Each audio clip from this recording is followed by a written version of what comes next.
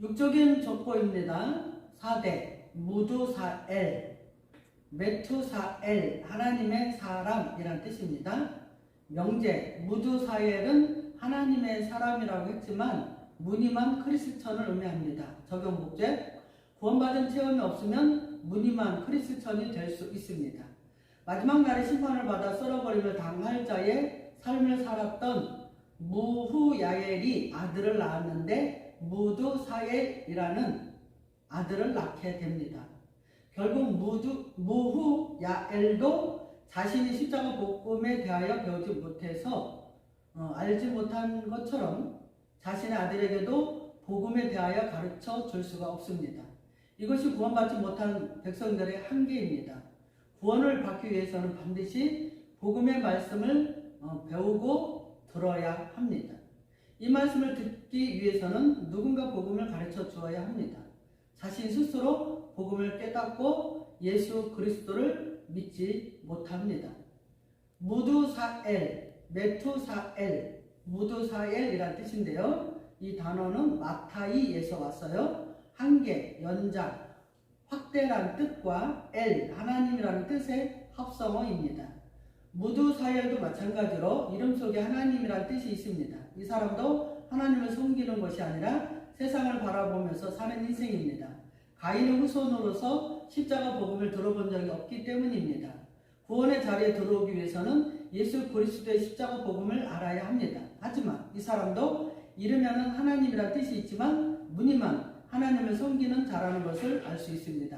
결국 가인의 후손들은 자신들의 힘으로 열심히 살아도 인생 자체가 한계입니다.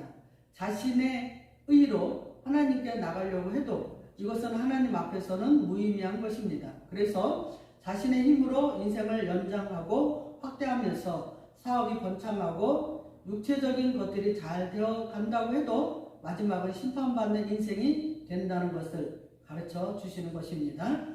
잠언서 3장 33절, 악인의 집에는 여호와의 저주가 있거니와 의인의 집에는 복이 있느니라.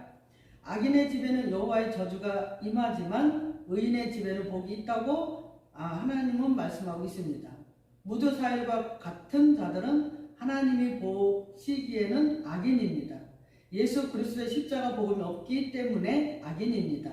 이런 집에는 여호와 하나님의 저주가 임하여 자신이 하는 일이 승승장구하면서 잘 되는 것 같지만 마지막에는 멸망이라는 것을 보여주고 있습니다. 잠언서 15장 6절, 의인의 집에는 많은 보물이 있어도 악인의 소득은 고통이 되느니라. 악인의 집에는 많은 보물이 있어도 악인이 열심히 쌓은 소득은 자신에게 고통이 되어 돌아오겠다고 말씀하십니다. 예수 그리스도의 삶을 살지 않으면 결국 이 세상에서 모은 소득은 고통이 될 수밖에 없습니다. 그렇다면 이제부터 우리는 어떠한 삶을 살아야 됩니까? 무두사엘은 무늬만 그리스도인처럼 살았습니다. 겉으로는 신앙과 믿음이 좋은 사람처럼 살았지만 진정 그 안에는 복음이 없는, 생명이 없는 존재로 살았던 것입니다. 복음의 씨앗이 떨어지긴 했지만 돌밭과 같은 심령에 떨어지고 가시밭과 같은 심령과 또 길과 밭과 같은 마음에 떨어졌기 때문에 열매를 맺을 수가 없었던 것입니다. 이제부터 내 힘으로 하는 인생은 무두사엘과 같은 한계가 반드시 올 것입니다.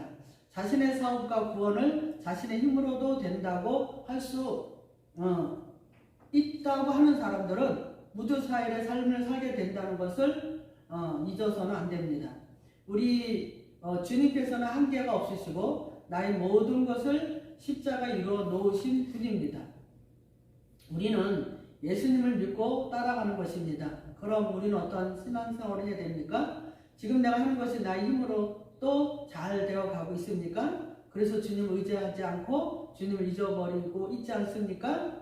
주님의 도움 없이도 현재 승승장구하니까 교만해지고 거만한 마음이 들어오지 않습니까? 이럴 때에 우리는 조심해야 됩니다.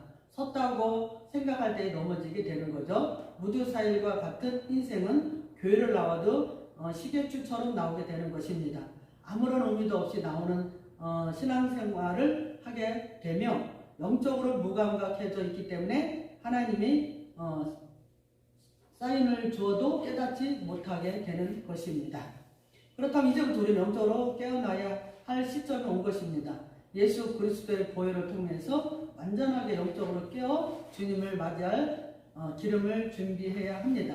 기름이 없는 신앙은 신랑을 맞이할 수가 없습니다. 무드 사회를 통해서 무늬만 크리스천이 되지 않기를 주님의 이름으로 기도합니다. 아멘. 아멘.